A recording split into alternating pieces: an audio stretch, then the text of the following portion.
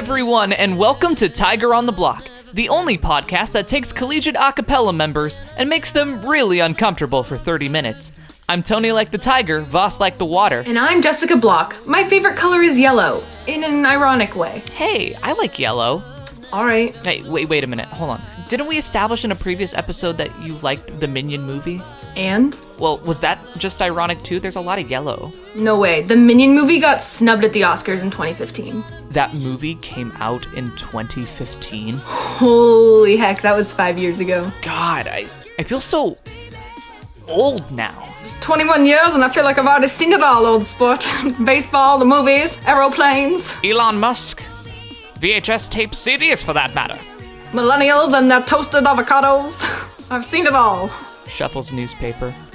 Well, you haven't seen an episode like this yet. Jess, who do we have in the studio today? We have the Octopodes from Johns Hopkins University.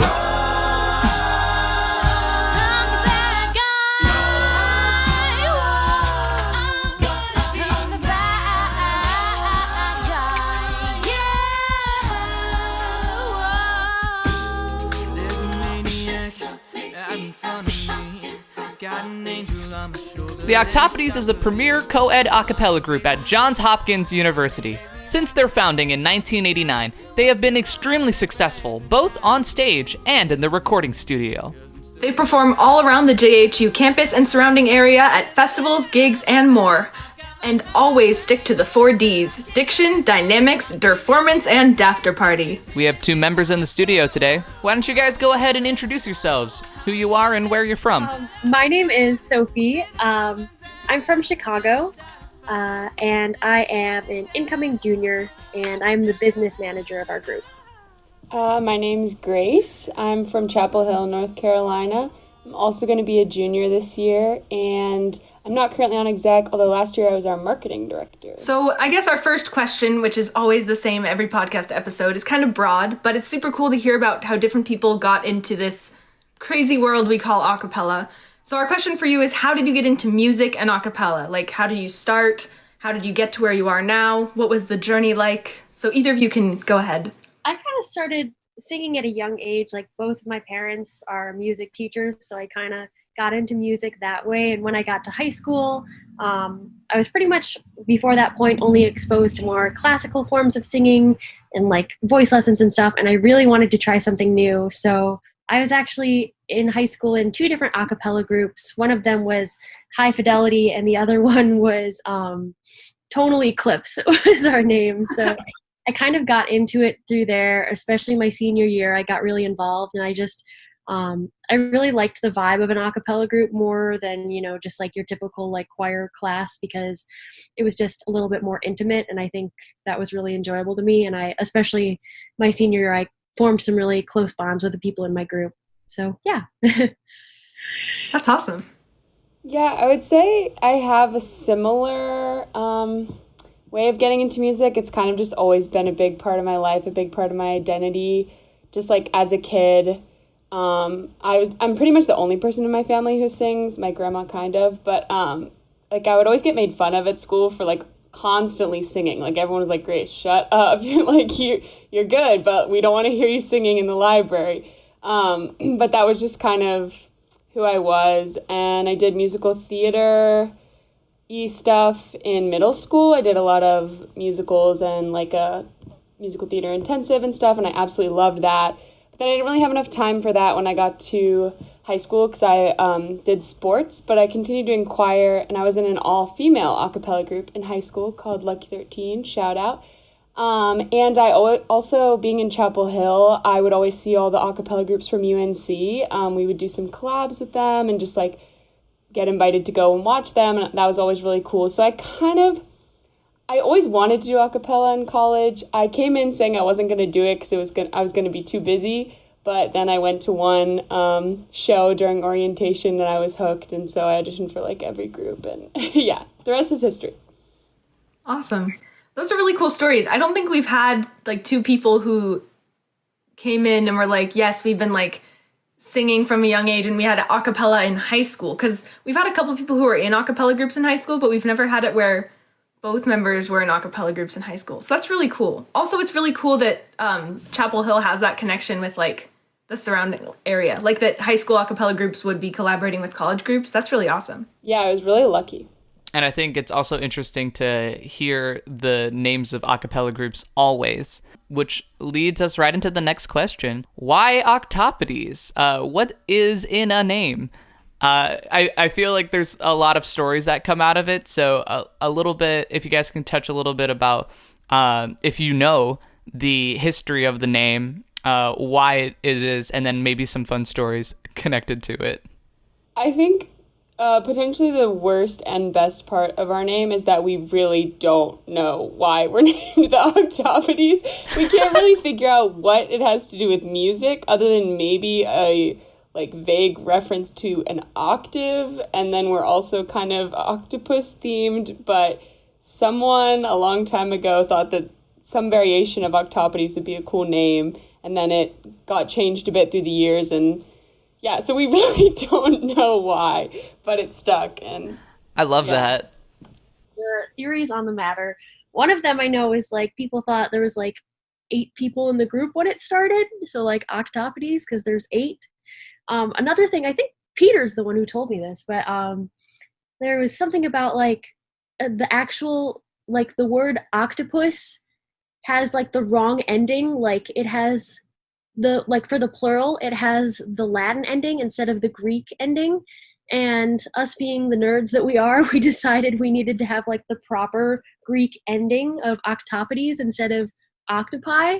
But again, this is all speculation. Like this could totally not be true. Those are the things that I have heard personally. Like they wanted to be called the octopi, but it bothered them that was technically incorrect because it mixed Latin and Greek, and so then they decided to be the octopodes to be true to the Greek root of that like word. Something like that, yeah. That's so funny. That's powerful. I love that. Speaking of, I guess, like I know that your group probably speculates a lot about the name, but I'm sure that you talk about a lot of other things, considering that you're an a cappella group and not like a what would you call? I guess a Conspiracy linguistics club. theorist group. Or I mean, same marine thing. biologist. Same diff. Marine biologist, linguistics, same thing. But basically, we've heard that you guys' group is just really collaborative, and you guys are really close-knit and really, like, open up to each other and trust each other. Can you guys talk a little bit about how that process kind of happens? Like, how do you fold in new people, and also how that atmosphere affects your sound? How it makes it better, how it makes it harder sometimes, just how you feel about that whole atmosphere that you create. I think, like, well, obviously we spend a lot of time together. Like whenever like we get new members, we call them our beebs. I was a beeb this year. Basically, we have a retreat where everyone gets to know each other really well, and there are lots of fun games that are like meant for bonding that we do to make sure that everyone gets incorporated into the group and becomes more close-knit. I think one of the things this year that like really made me think about how close we all are is like before competition, we had a different retreat actually where we were preparing all of our songs, but we kind of just took a step back and talked about the way that the music connected to all of our lives very personally, and we discussed some very vulnerable topics to each of us, like things regarding mental health and our families and like hard memories and things that were really difficult to talk about. We all ended up crying, and it was just like this bonding moment where everyone had opened up so much. And then after that moment, like realizing how like the music connected to our personal lives and how the music connected us to each other, like singing our set after that was just completely different. So I think showing kind of vulnerability through music kind of definitely made us a lot closer in that sense. Yeah, and also like on a more general level, we have a pretty small group. We usually have like 12, 13 people, at least compared to the other co-ed groups at our school. That's pretty small. And I think the positive sides to that is that we become really close, and the downside is that sometimes if like 1 or 2 people aren't there, we might not be able to rehearse because you really need like at least 1 or 2 people on every part. But I think that results in everybody's there when everything is happening, and everybody's always really present and held accountable for being at rehearsal and being at events, and everybody wants to as well. But just with a smaller group, you kind of need everybody to be there and be really invested and really committed in order to make things happen. So the fact that we've kind of become so comfortable with each other can be tricky sometimes too, because one of the best and worst things about our group is that everyone kind of says exactly what they believe, and everyone talks so much whenever we make a decision about something. Sometimes we can end up disagreeing with each other, and we can get really passionate about that. I don't think it ever ends in hard feelings, but like our conversations can get very emotional and intense just because I think everyone cares so much and everyone feels comfortable enough because we're so close to communicate what they really believe. That's really cool. And especially the thing you said at the very beginning, how you guys all like shared those personal experiences and then connected it to the music. I think that that's something that's really hard for like a group of people to do. And for your group to achieve that, to achieve everyone feeling the music like in their own way, but also connected to everyone else in the group, that's fantastic and amazing. And it's just really impressive that you guys do that. So we just thought that we'd ask you guys if you guys have any fun or social outings or traditions that you would like to share here on the podcast. Just something that like it helps you guys bring your group closer together through those actions. I think we have a couple of things. One thing that's coming to my mind that just kind of really sets the tone for the whole year is something Sophie mentioned, which is our retreat, which does end in us all usually getting an Airbnb or something like that and spending the night and doing singing things and bonding things. But a lot of the times it starts with, or the tradition is that it starts with the Beebs having to walk around in the streets of Baltimore in onesies and sing a song. There are other things involved, but there are things like that where there's a little bit of challenge by choice embarrassment involved, all harmless things like walking around in onesies, but that's always a really fun one. And we have like videos and pictures of Podes years back doing the same thing, wearing the same gross onesies in downtown Baltimore. Another thing that we did this year that was fun, that I think we just kind of started a tradition, is around Thanksgiving we had Podesgiving, where a couple of the members cooked a bunch of stuff at their house, like completely like cooked all of the stuff by themselves. So it was excellent, and they're both like very good. Shout out Peter and Jeremy. It was really cool.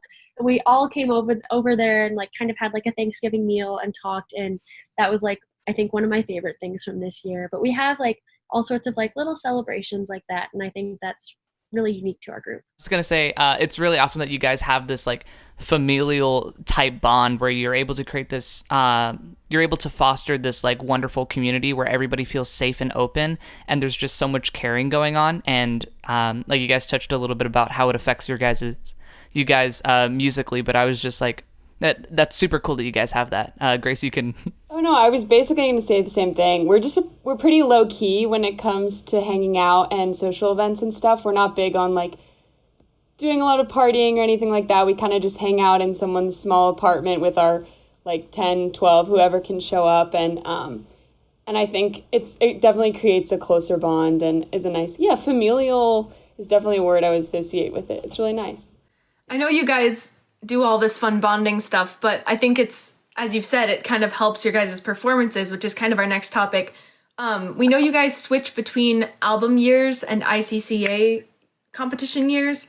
So we're going to touch on those in a minute. But before we get to that, we wanted to know, what's your song selection process like? Because since you have an album and you have ICCAs, that's a lot of songs to choose for a group. So how do you guys go about doing that? At the beginning, there's kind of a form that everybody fills out. Grace, correct me if I'm wrong, but I think everyone nominates 2 songs that they think would be good for whatever the upcoming thing is, whether it be a concert or whatever. And after that, we all meet up, and after we've all listened to the songs, we have a conversation about each one, and then we rank them, and people are allowed to vote for a certain number of songs that they like the best out of the list that everyone created. And then by the end of that, we have a conversation with our music team to see how they feel about arranging and what they think they could do with the song, regardless of how much we like it. We want to make sure that that's going to be something that's realistic and, fun for them also. So we kind of have a conversation about that and vote on, like, among our final song choices, which 5 or 6 we want to do for the following period. I think that's pretty much how it goes for most concerts. We end up talking a lot about, like, we usually end up just doing slower and faster at the beginning because we want to make sure we have a good mix of slow and fast songs, because we all end up leaning towards the slow ballads because they're, like, we like them, but we also want to make sure we have some upbeat stuff to keep the audience awake. But I think when it comes to our album and ICCA, there's a bit more criteria kind of that goes into the songs. It's not as much just which songs do we like, but also like in our concerts, we don't necessarily talk about the story we're telling. We kind of just pick songs that we like and that we think that the audience would enjoy, or that are fun or a challenge or something. And then especially with ICCA, we spend a long time, and our music team does a lot of this too,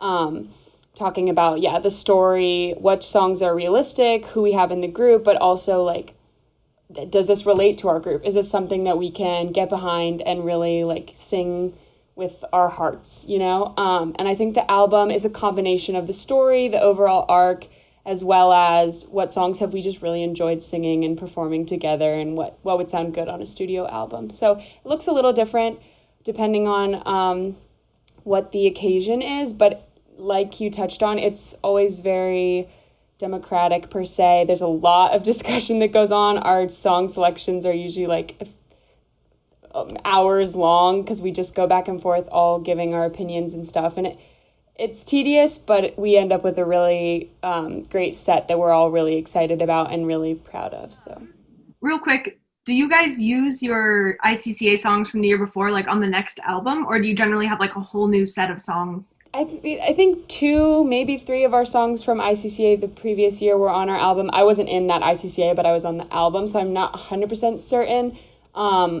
But yeah, so generally we do, but we would break them up into their individual songs rather than have them as the set. So, like, if there were smaller snippets, those might not make it onto the album. At least that's what we've done since I've been in the group, but I think it's kind of, there's no hard lines, So since we're kind of already in that topic of the album, I was wondering if you guys could talk a little bit about the process of getting your group from the idea of an album to the, like, finished. Take us, like, on that journey. If you have, like, certain memories of, like, that experience of the most recent, feel free to share those as well. And definitely at the end, if there are other a cappella groups out there who maybe haven't gotten to do an album yet or haven't thought of it, like, what would be the advice that you would give that group? I remember. I think I will probably speak a little bit more on this because we haven't recorded one since Sophie's been in the group. But I came in like 2 years ago. We recorded an album. We released it last fall called Lifeline. Shameless plug. And I came in about halfway through the process. So I wasn't necessarily here for the beginning, like, where are we going with this? But I definitely can speak on the recording process and the marketing and releasing process and how exciting that was. And Sophie came in right when we were releasing it. But to be cost efficient, we recorded the album in Baltimore. We had Liquid Fifth, a production company, come to us, and we recorded it in an apartment. But that was it was a really cool process. I wish I could have seen it from start to finish. I'm hoping that we get to start another one this year so we can really see that. But just working so closely with such talented production artists and with our music team, pouring everything into that, I think it's a big challenge, especially depending on how hands-on your group members are going to be, or whether you're going to kind of leave it all to the production company or the person who's producing it. But our music team is very, very hands-on, and they know a lot about music, so that's part of why they're so hands-on. But especially Jeremy Ernest and Kayla Suzuki were integral parts of producing the album. We got a lot of feedback I don't know, I'm trying to find things that are generalized for other groups. I think it was a really incredible opportunity to do, and I would recommend it to anybody who wants to. I think people put a lot of pressure on themselves to produce like this incredible album that's like gonna chart and win a Cara or whatever, but like just doing it and recording something and having something that you'll have after you graduate, I really recommend. It doesn't have to be perfect, it doesn't have to be a full album, it could be an EP, but just being able to have that sort of like way to remember your group and share that with people is, yeah, I highly recommend. For sure. Yeah, I know that we recorded an album last spring. No, what year is it? It's 2020. We recorded an album, last spring. And it was really a lot of work, but as you said, like at the end, it's nice to just have that product of like, I made this with my friends and now I can kind of cherish it forever because it's out there on the internet. It was really cool. So I agree with you. If any of you are listening and you're like, I'm in an a cappella group and we don't have an album, but we might want to do one, highly recommend. We had to do some fundraising for it, but again, it was worth it to get the right people to produce it and mix it and edit and all of that. Speaking of support and family and friends, one of the biggest things that a lot of a cappella groups do is the ICCA tournament, I guess you could call it, although it's also just a competition. And you guys did perform in that this year, correct? So we kind of want to ask you guys, how was that experience for you? I know this year's kind of different from other years in that it got truncated before semis could happen, but just your road leading up to your quarterfinal performance, and how that was, getting the choreo, getting the musicality, getting the emotion, just getting all of that together for that final performance.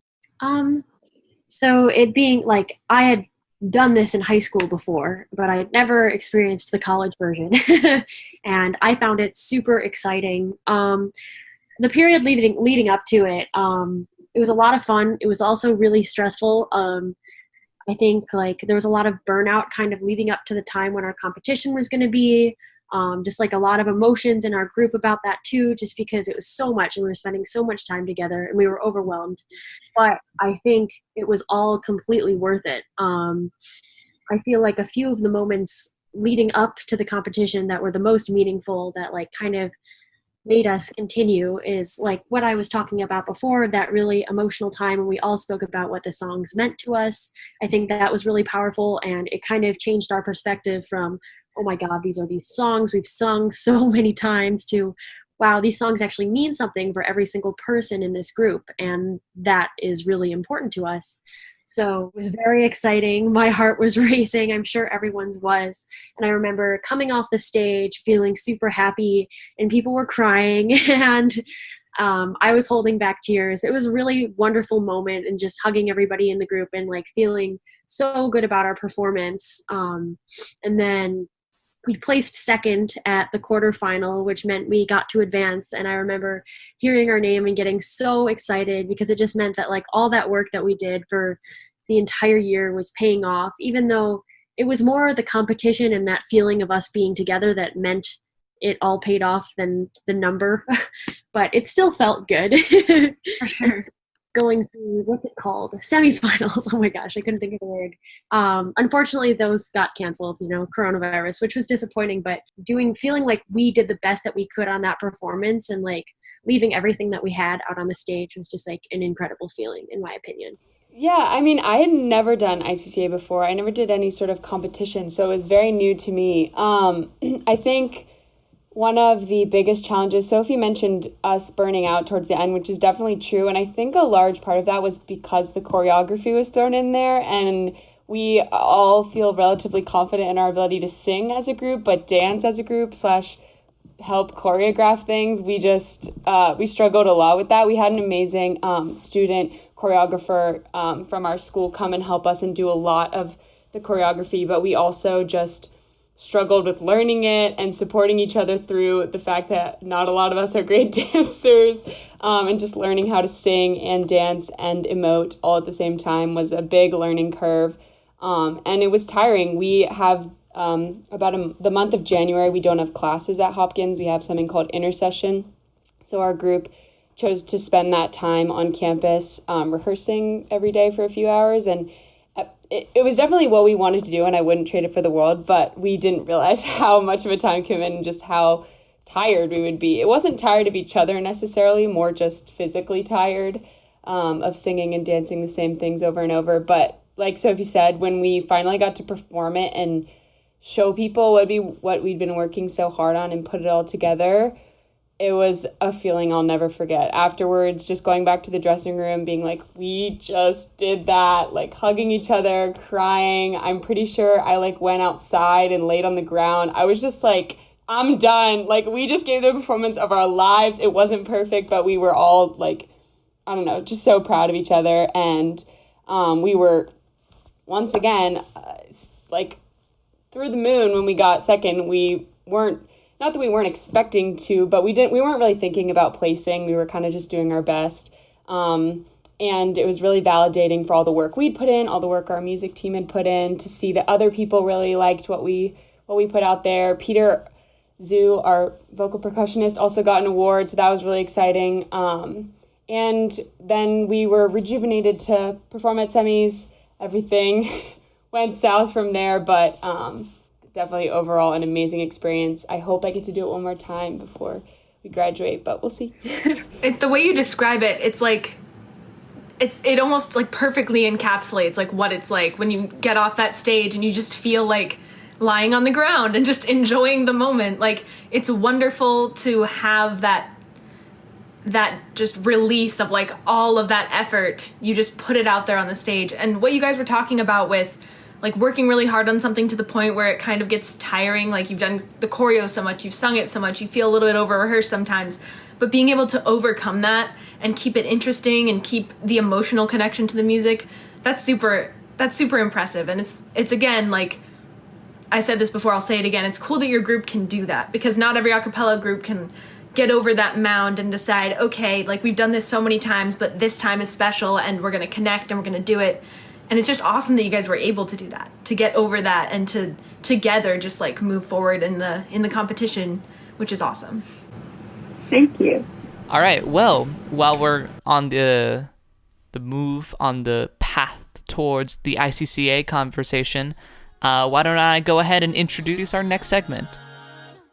Welcome to Music Notes. This is the part of our show where we take a look back at a past performance of the group and talk a little bit about the preparation that went into it, how it felt to perform live, and what it feels like to look back at it now.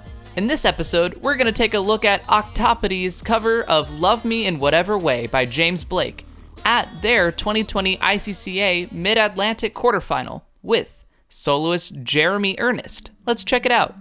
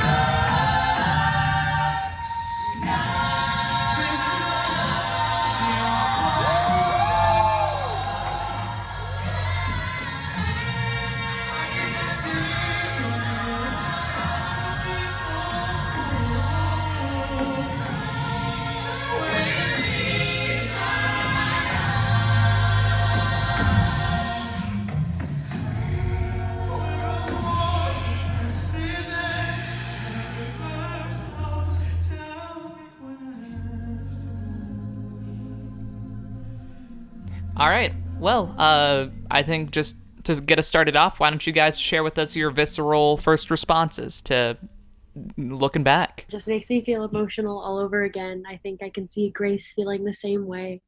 It's just, I feel like that part of the set was definitely the emotional climax. It was just like, with close to the end, you know, we were feeling just like this build up of emotion, and just kind of that chorus there, where everyone is singing and belting and completely feeling it from their heart, and the movement, like we're all going down on the beats at the same time. It's just this combined like physical feeling mixed with emotion, and it was just really incredible to feel that way. And I feel like also just on stage, that was the place where my emotions were most heightened. And, I think it was just a really awesome moment in our set where I was feeling all of the things. Same. I get goosebumps, chills every time I listen to it without fail, which is like a tenth of the feeling that I had on stage. I think it's really interesting because that moment in our set was definitely sound-wise probably the climax, loudest we are, except for maybe the end. And emotion-wise, we're feeling it the strongest, 100%. But it's also our set was all about life's ups and downs, kind of like a pendulum. Our set started at a higher place and then goes down and then comes up again, in terms of the lyricism and what we're trying to express. And it's supposed to demonstrate things you go through in life. And that part, while emotionally the highest point, is the lowest point. It's you're reaching out. We're reaching out to the audience, singing. I was crying on stage at that point, and I had cried in rehearsal too. That moment, we spent so long, like Sophie said, talking about our stories to each other, trying to express those feelings while singing with just our eyes, figuring out what we were each thinking about in our own lives that could relate to that moment. And so we were digging into the lowest without we're not supposed to cry. That wasn't supposed to happen. But just really digging deep into our feelings and stuff. And I'm really happy with the way that it translated on stage. I mean, I know that it means more to us, but I think that we were able to express that desperation that we were going for. And yeah, I'll just never forget that feeling. We just spent a long time staring into each other's eyes, singing, telling stories without telling them. I don't know. It was that's my favorite part of the set for sure. It means the most to me. And yeah. Even just watching that short clip on YouTube, you could feel the tension building, and then the releases when the chords came in, and then when everyone started fading away and it was just your soloist and a couple members, I don't know, you could feel the emotional hull. Not that it was lacking emotion, but you could feel the emotion of the singers standing there, even just through the computer screen months later. And I think that's, again, as I've said twice before, I think it's really impressive. Not just that you guys can feel that emotion yourselves, but that it comes through to me, a random person watching it on YouTube later. It's that strong. Oh, well, thank you. I'm really glad. Yeah, your guys' ability to connect the material and what you guys are doing with things that are in your real life, and maybe not telling those stories exclusively, but drawing on that memory, on the senses of that memory, and being able to bring that to your performance really heightened the emotional weight that really held. And it's also just a beautiful piece. The lyrics in that part are just so heart-wrenching, just pleading, saying, I will do whatever you need, whatever you need from me in order for you to love me, I will do anything. It's just this peak desperate moment, and I could feel it so much. So I think that was really cool. But I think we didn't start out singing the set in rehearsal that way. It wasn't oh, we know the arc of the song, it's supposed to talk about our lives, so we're just gonna perform it. It was probably a couple weeks before the show when it finally clicked for us and we finally were able to get to that place. But we also had to be careful and make sure we didn't try to get to that place always, because then we would emotionally burn ourselves out if we were constantly feeling our fullest desperate moment. So I think also getting there was a challenge, and finally being able to express it to people, also very gratifying. A lot of people don't realize too that in order to be able to emote on music like this, you have to know your music so well. You can't still be thinking about notes and rhythms and be thinking about life experiences you've had where you felt extremely sad to try to connect to the emotion. You have to know your music so well that you can almost autopilot all of the dynamics, all of the exact cutoffs, all of the note beginnings, all of the everything. And then that way you can extremely not autopilot the emotion part of it. And so it's not just the emotions, right? You have to also be extremely confident that you know your stuff for everything else. It was a challenge I didn't expect, but yeah, a lot of things to think about all at once. For sure. And moving too, like at the same time, you have to remember your choreo. Like it's insane what's going on in like a single person on that stage's head as this is all happening. So I commend you guys again. It was beautiful. I loved watching it. Thank you. I'm excited to watch y'all's after this with all of these things in mind. We can watch each other's full sets and just fangirl to each other over Facebook message. We love acapella. It's the way it is. All right. Well, we have a game for you all to play, but before we can get into that, we would like to thank some of our sponsors. Today's episode is brought to you by Bad Fake British Accent. Why do they use them in Les Mis? They're all French. And by Thread, creating premium lassos for ant-sized cowboys since 1867. So this game we have decided to call Two Peas in a Cephalopod. Jess, would you like to help explain? Sure. So basically, it's cephalopod trivia, and cephalopods are actually... it's pronounced cephalopodes. Oh, yes. The class of animals that octopodes belong to. Basically, you guys are going to try to answer our cephalopod-based questions, and if you get them wrong, then you have to sing an ocean-related song that we have chosen to go with that question. We also specifically have 8 questions for you guys, because we wanted to keep this all octo-related. But you guys are more on brand than we are. Well, we're about to test your cephalopodes knowledge. Whoever wants to go first, Sophia or Grace. You can rock, paper, scissors, but I don't know if that makes good audio. You go. You got it, girl. Okay. All right. Well, you got the easy question. How many appendages does an octopus have? 8. Congratulations. Congratulations. I gave that one away, but also, who does not know that? It would be really embarrassing if we didn't. Yeah, especially with your group name. Our second question, this one's for Grace. How many of those appendages are legs? I'm gonna say none. They're all arms. I don't know. Unfortunately, that is incorrect.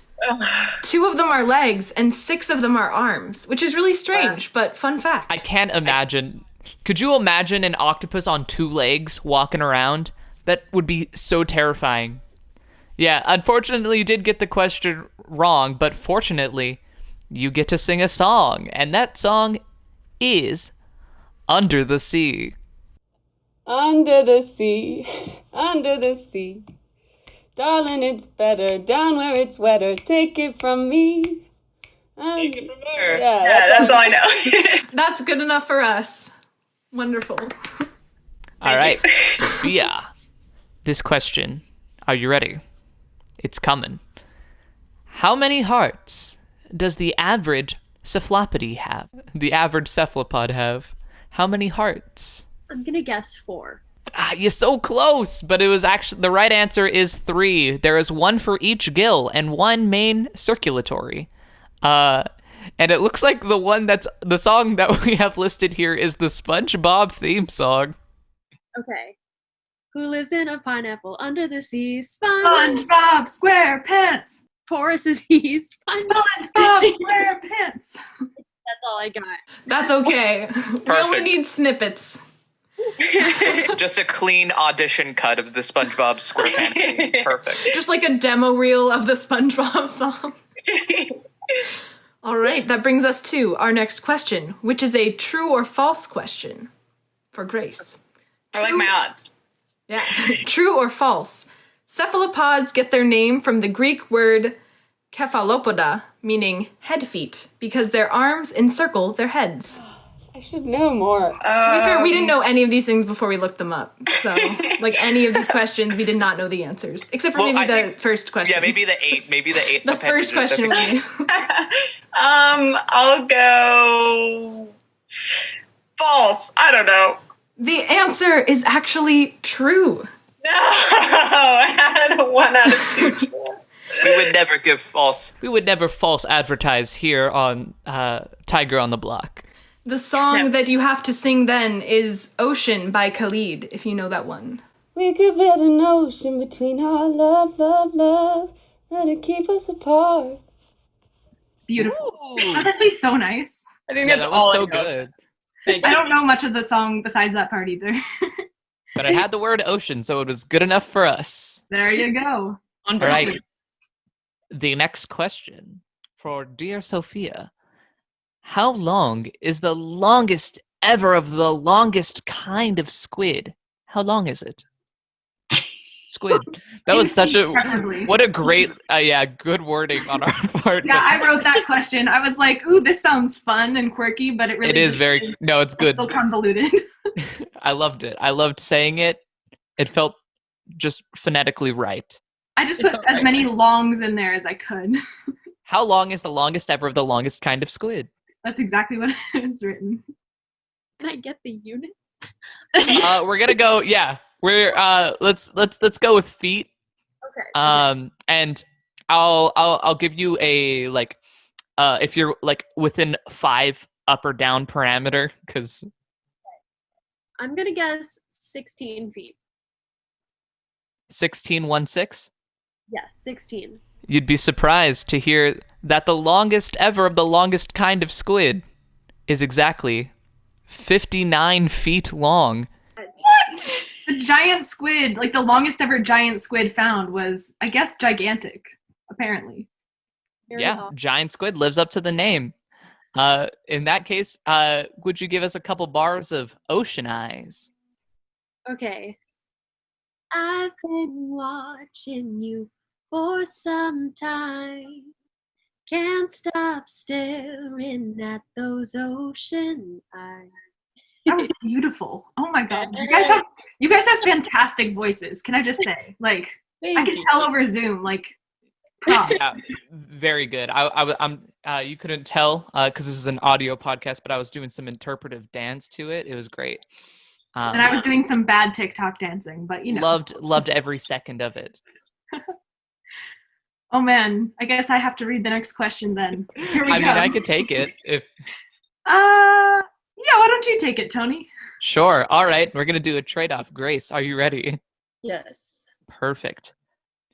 Cthulhu, a monster and cephalopod by H.P. Lovecraft, bears a resemblance to this aquatic creature.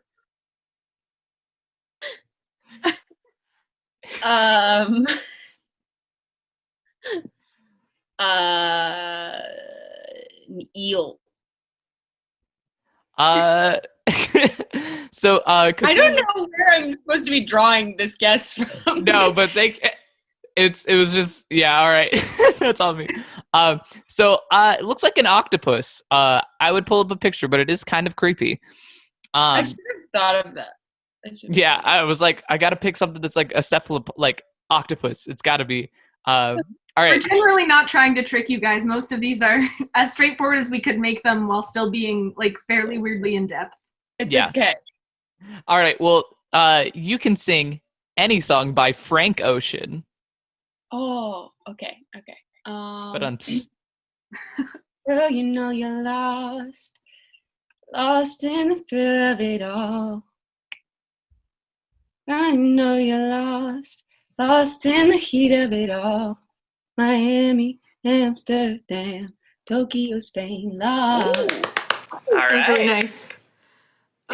Which brings us to our next kind of monster-related question for Sophia. From which mythology is the Kraken a famous giant legendary cephalopod-like sea monster? That's a good question. Let's think of the mythologies I know. Greek, Roman, I think that's it. So I'm gonna go with Greek mythology. Honestly, that's what I thought too, but the answer is actually Norse mythology, like Vikings and stuff. Do you know Like Thor. we have an album titled The Kraken? Really? That makes Yes. sense because it's a cephalopod. Yeah. There you go. Well, the song for this one, if you know it, is Cake by the Ocean. okay. How does this one go again? I think I know it. Na, na, na, na, keep on hoping, cake by the ocean. I can only think of the bass riff. Na, na, na, na, na, cake by the ocean floor. Na, na, na, na, na. Something. Perfect. Good enough for jazz. Good enough for jazz. as we like to say on this podcast now. We now like to say it. It is a new thing that we now like to say. Yes. All right. Well, this brings us to our final question. Grace, it's another true or false. You got a 50-50 shot. I'm 0 out of 3 right now. All right. Cuttlefish, a type of cephalopod, cuttlefish have a cuttle bone. This is the true or false. This is a true or false. Cuttlefish have a cuttle bone.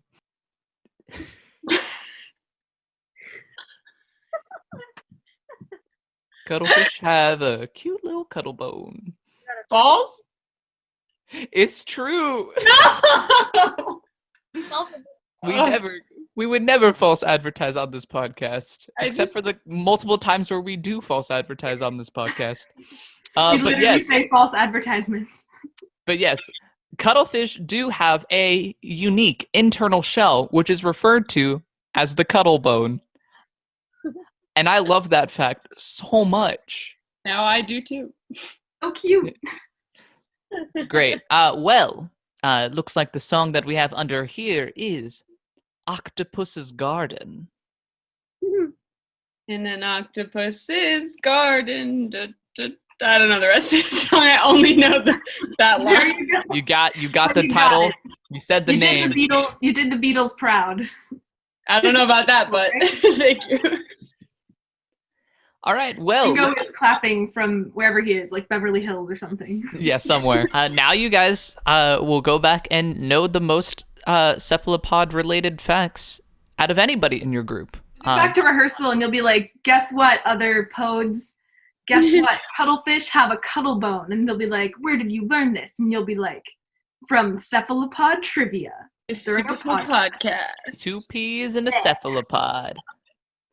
And also, thank you for lending your vocal talents to the podcast. It's always great to hear other a cappella members just like get to sing on the podcast, even though we kind of throw you a curveball every time we do. Well, we're coming up towards the end of the podcast, and so I would just like to give you this moment to promote anything, whether it be for a personal brand, whether it be for something that the group is doing. If you guys have something coming up, just promote yourself. It'll be a good time. Cool. Well, I guess now's a good time to just say thank you so much for having us and giving us the opportunity to come on here. But we have been working on a few projects. I mentioned earlier last year we released our album Lifeline. That's our most recent studio album. We've been working on a few virtual performances, songs from quarantine. We released one that was heard earlier, Bad Guy Crossed with Love Runs Out. We're working on another one that should be released in, I think, a week. So look out for that. And we're hoping to release more in the fall, potentially on your streaming platforms, but 100% on YouTube. So definitely follow us at JHU Octopodes on Instagram and Facebook. We have lots of great content coming for you guys. Yeah. We also don't know what we're doing about auditions, but we will be posting about it on our social media. So if you are interested in auditioning, definitely follow us, and we'll Sounds good. And we'll have all of that linked below. We'll link your Spotify, and we'll link your YouTube and your website and everything, so that people can check it out. Awesome. Well, while we're on the subject of thank yous, we would also like to thank my co-host Jessica for bringing the banter, booming business, and being a bona fide boss, because by myself, I'd be befuddled and bereft of a barbaric but benevolent bibliophile. Wow, I'm barbaric. Okay. And But benevolent. But benevolent. I'll take it. And Tony Voss, who is too cool to thank with normal speak talking, so here's a limerick to express my gratitude. There once was a co-host named Tony, and it turns out he is not a pony. We started this podcast, it's with him I broadcast, so I don't have to host it alone-y. And of course, our listeners. Thank you for tuning in, and thank you for the limerick. You're welcome. Join us again next week when our guests will be That's the Key from Cal Poly San Luis Obispo. This has been Tiger on the Block. Remember to treat those vocal cords right. Try out that riff you've always wanted to try. And chug a ton of honey.